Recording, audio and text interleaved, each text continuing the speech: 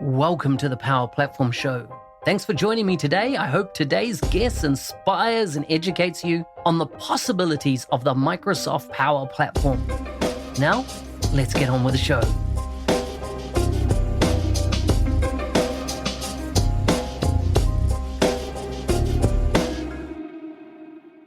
In this episode, we'll be focusing on writing books and career moves and changing countries for work and everything one gets up to working in the Power Platform space. Today's guest is from Frankfurt, Germany.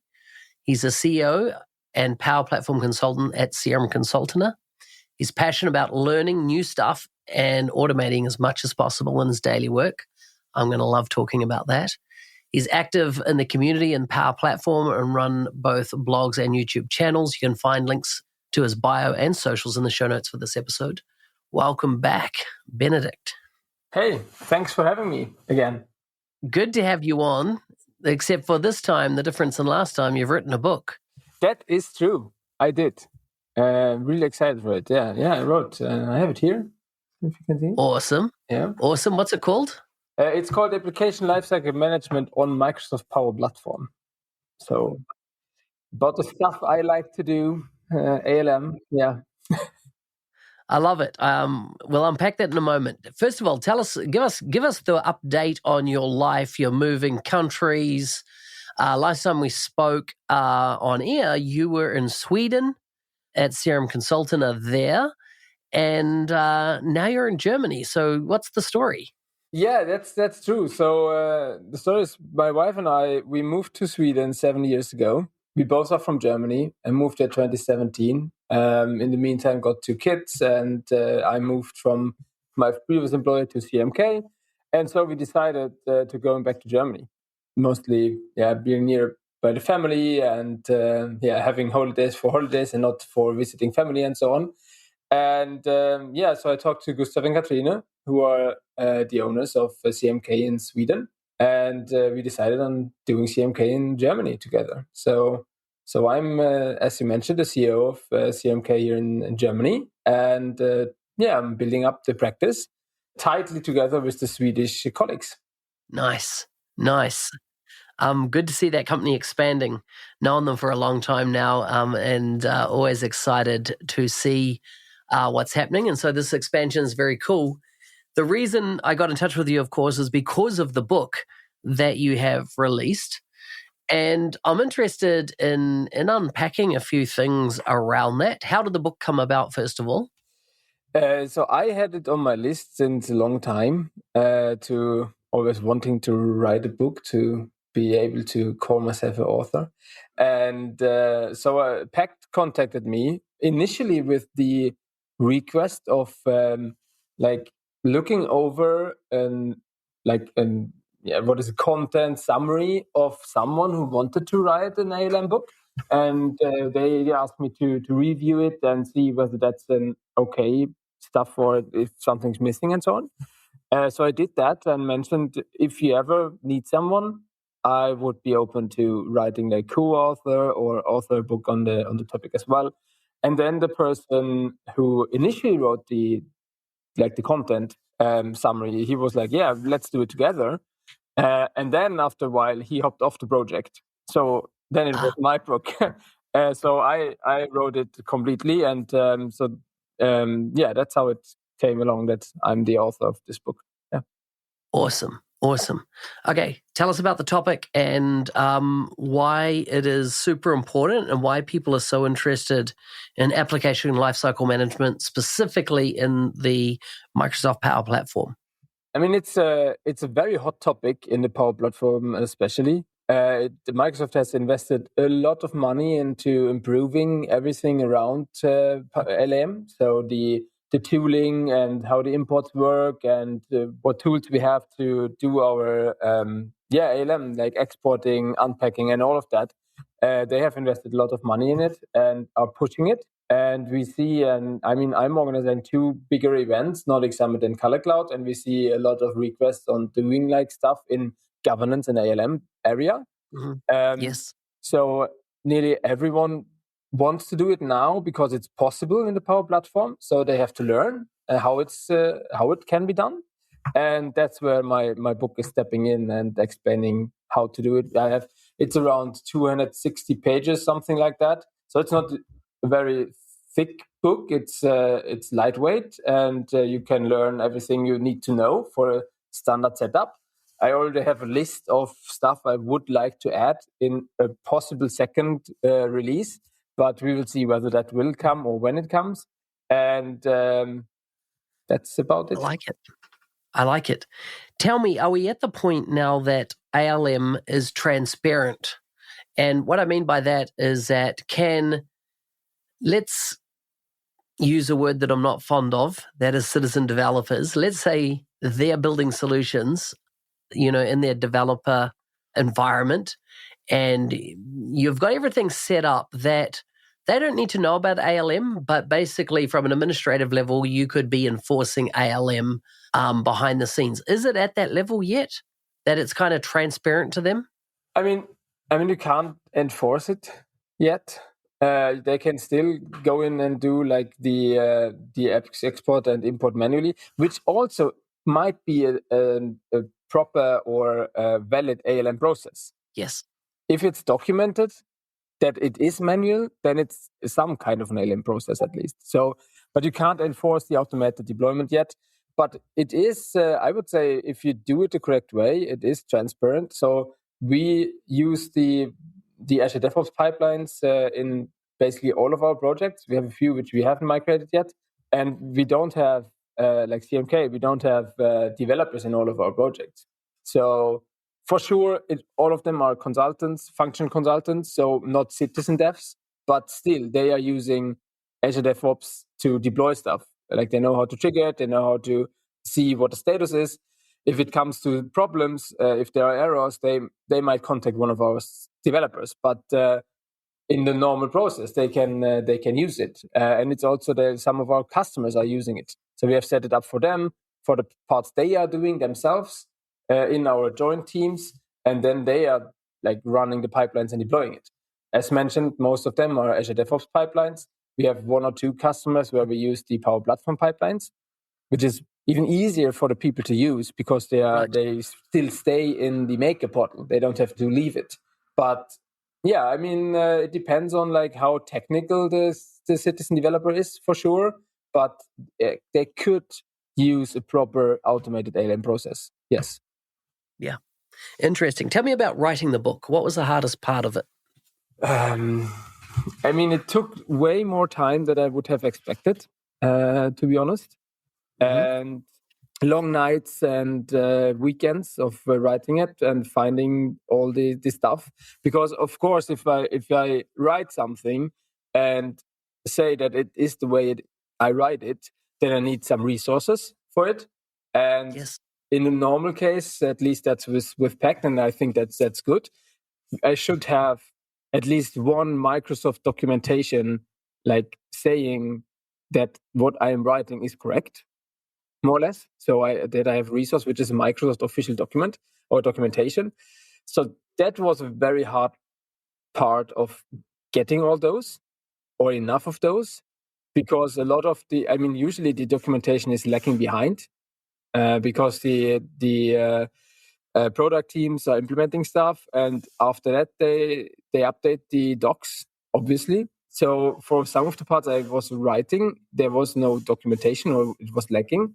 So I had to explain why I don't have anything. So that was one of the hardest parts. And then also, I mean, I know all of the stuff I wrote in there and it's in my head and I know it by heart, but it's like explaining it in a way that it's understandable for everyone and also have it like in a structured way, like the following chapters basing on the previous chapters, so that I'm consistent in what I'm writing.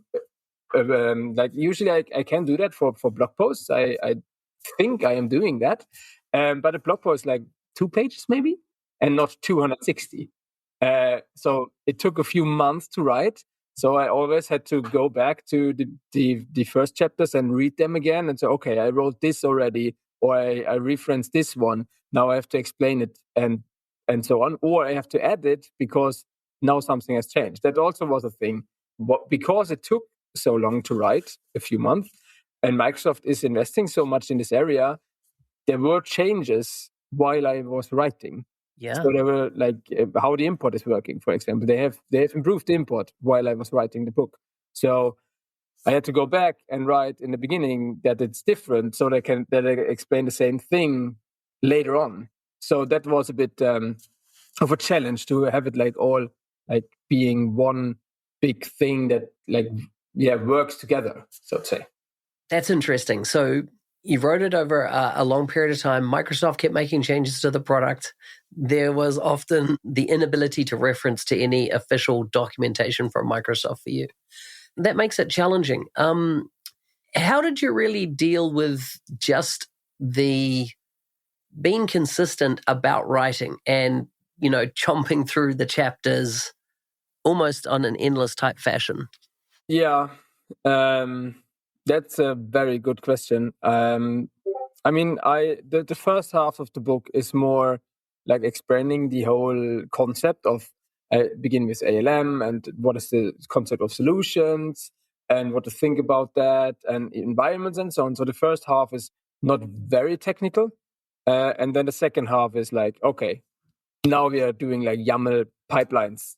How do they look like for Azure DevOps and for GitHub? And it's really technical. So it was more like I have to make sure that the second half, of course, is implementing what I'm describing in the first half. But the first half on its own is already like, it could be as an own part that is like free from the rest.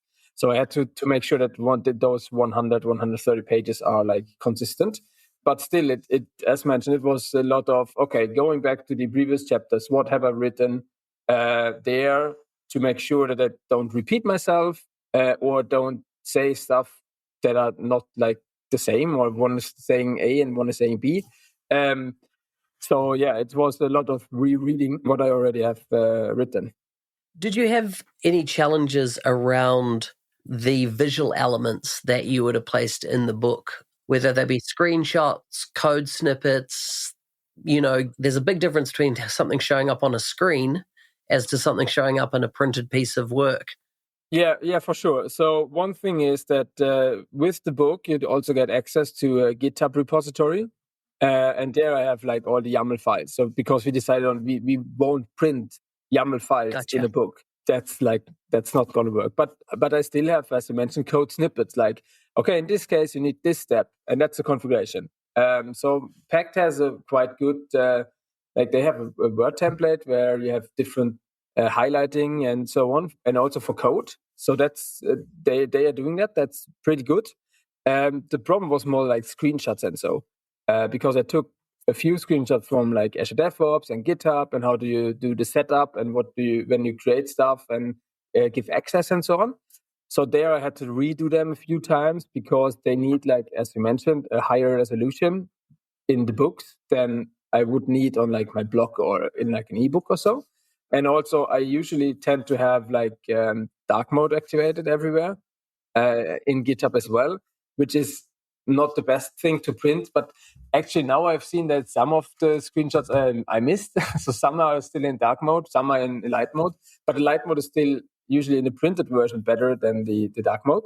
So I had to reduce quite a lot of the screenshots. And then also another problem was if I would use an image to explain stuff, like solution layering, we are not allowed to use like the official images from Microsoft, of course, because of copyright stuff. So we had to recreate it in a way that it explains the same thing, but isn't the official image. So, and I had this a few times that's how it is. Like I had it in the word I wrote, and here this image, and I explained it. And they're like, yeah, we can't use that. What's the source of this image? And okay, I have to recreate it. So that was, I wouldn't say very time consuming, but it consumed a bit of the time to recreate those images. Yeah. Another question I have for you is then about hyperlinking off book and how you represent URLs in a printed book, right? Because you don't want some 1,000-character URL.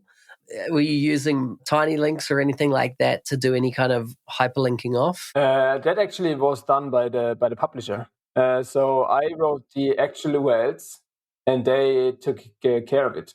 And now that you mention it, they wrote most of them completely if they weren't too long.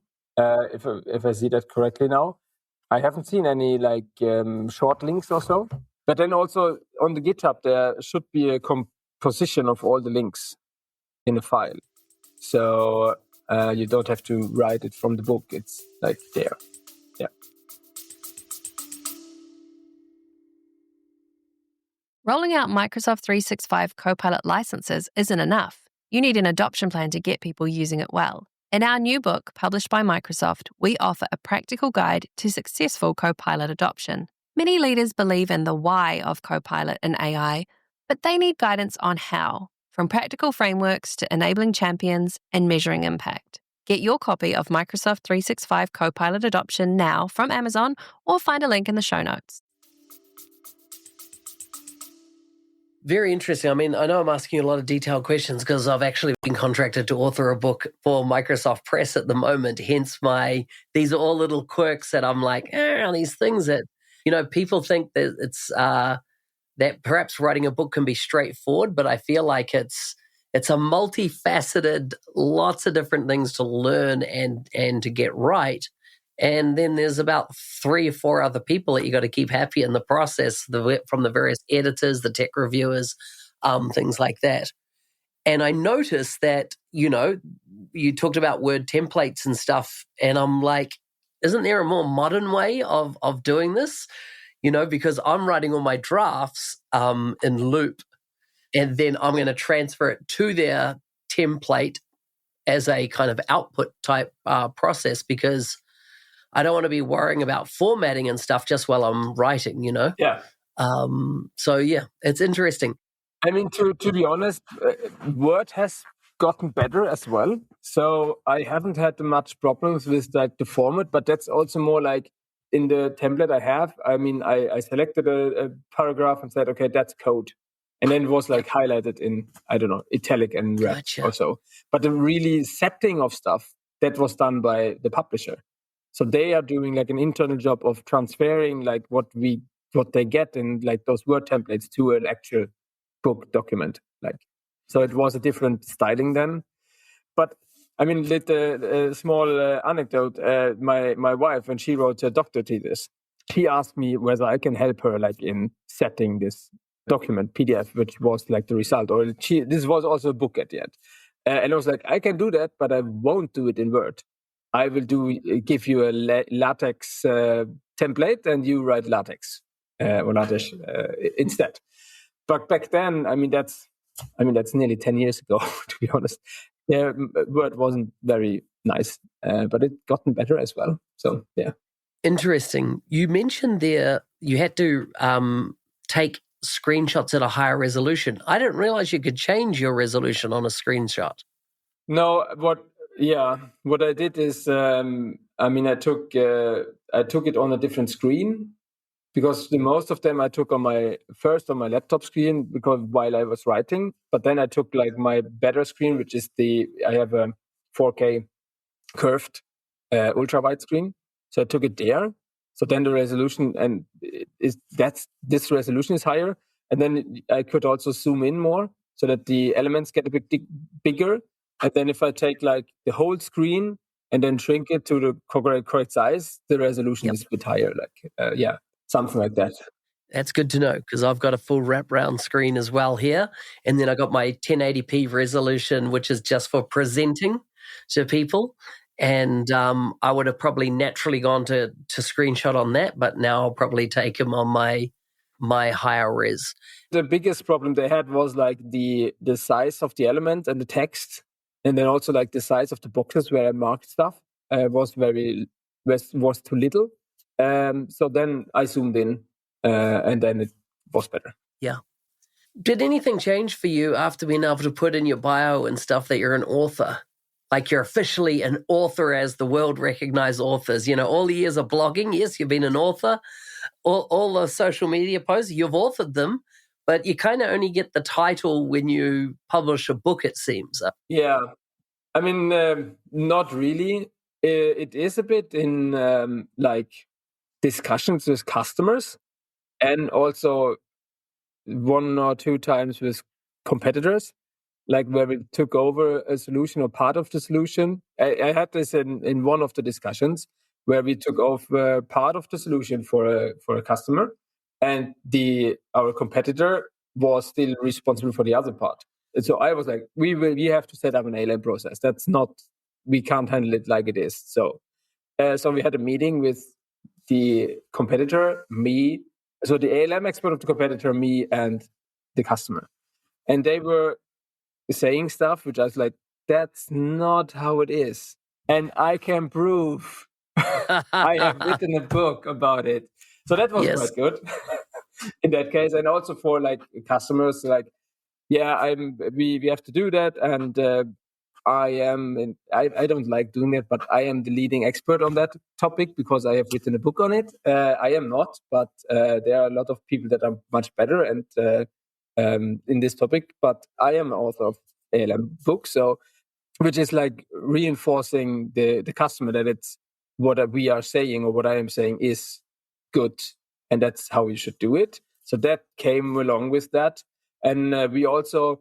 Like CMK, we have bought a few of examples which we are giving to our customers, like a present, and so to some of the customers. So yeah, I mean that's more or less the thing, but nothing more than that. I missed to send in my book to the Microsoft. What is it? Bibliothek? What is it called? The library. Libraries. Thank you. Because I saw another. Person from Germany he wrote a book about Azure integrations, I think, and he was like at MVP Summit. He was in the library there and signed his book, and it is on the shelf there. So I missed that one. I have to do that. Have to do it next year. Yeah. Did you put it down as an MVP contribution? No, I did not. Do you know that a book is? It is. I should add it now. Do you know why? No. Because Microsoft knows that you'll never be compensated enough money for the amount of time you have to put in to write a book. That's a good thing that you say it. I have to add it. Yeah, nice. Yeah. Well, you've got to the 14th, right? So, yeah, definitely worth adding that into the mix of your contributions.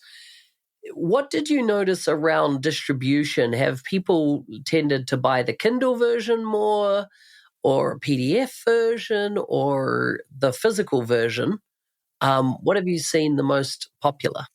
I actually got what is it called? The royalty statement from Pact today, where they like print out, okay, so how many books were like printed books and ebooks.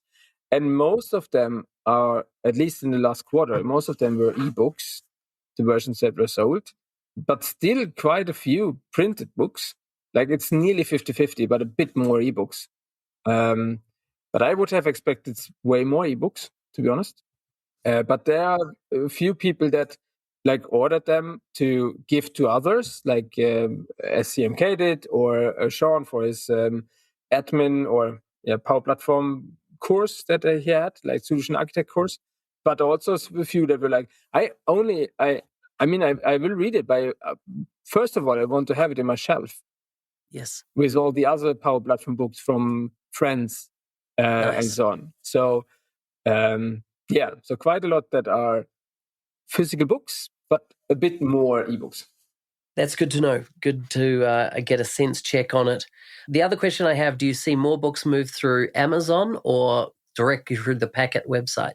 There were more from Amazon, but it was as there as well, not as many as I would have expected. So I would have expected like 90% of all of them are through Amazon, but that's not the case.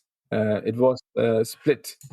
But I try to see the statements because that's quite good here because I can see it on if I log into my. Can you see it directly on Amazon's website yourself as the author? Yeah, exactly. So, but it's like per month. So, but what they're saying, like they have. I have to calculate. So, 55% was Amazon, and the rest was through Pact.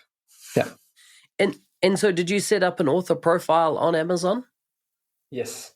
And then that goes out to Goodreads, and of course that's then consistent across any kind of rating platform. And what about reviews? Have you had many reviews? Just one, to be honest. I just got one review. Just you need more people to review, yeah. See, I'm an avid reviewer. I read lots of books and I review every one. Like for me, it's almost like I have to religiously review the book.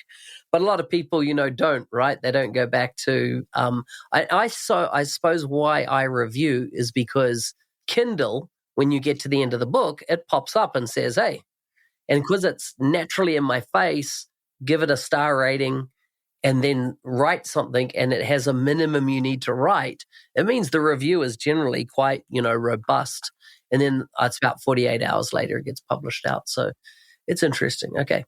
And then also, like what I think is interesting that now that I see it here on the screen is when it comes to Amazon, there are way more printed books sold through Amazon than ebooks. Yeah. But through Pact, it's nearly only ebooks. Wow, that's so interesting. And good to know. This has been very interesting. Would you write another book? I am considering writing a second version because so much has already changed or could be added. Like, for example, I was part of the native Git integration private preview while writing the book. And I was like, that needs to be in the book, but I can't do it because it's a private preview. And it was then like a public preview after my book was released. So that's a thing I really have to add in a second version. And there was more other things that I could go more into like a deep dive into that one or into that one. I could write a bit more about that.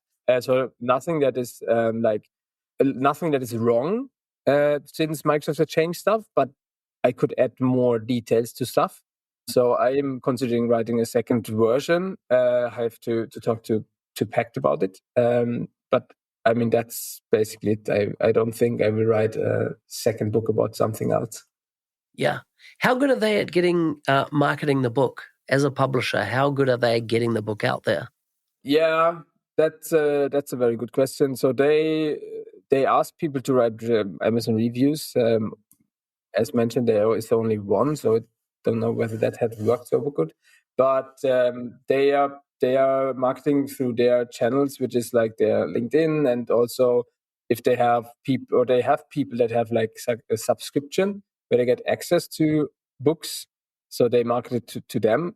And then mostly like I don't know who has bought it and why or how they have learned about it, but a lot of people, I think, because I wrote it on LinkedIn and saw it, and then they have me in LinkedIn and saw about it and were excited and bought it. So yeah, I think they are practice relying on the authors like network a lot. Yeah, interesting. Good to know. Benedikt, is there anything that I've left that's kind of like you need to know this as part of the experience you've had? No, I don't think so. Awesome. Well, thank you so much for coming on. I will make sure we get the links in the show notes for the book on Amazon. So if people want to get up to speed on application lifecycle management, check out Benedikt's book. Thanks for having me. Thank you. Hey, thanks for listening. I'm your host, Business Application MVP, Mark Smith, otherwise known as the NZ365 Guy. If there's a guest you'd like to see on the show, please message me on LinkedIn. If you want to be a supporter of the show, please check out buymeacoffee.com/NZ365 Guy. Stay safe out there and shoot for the stars.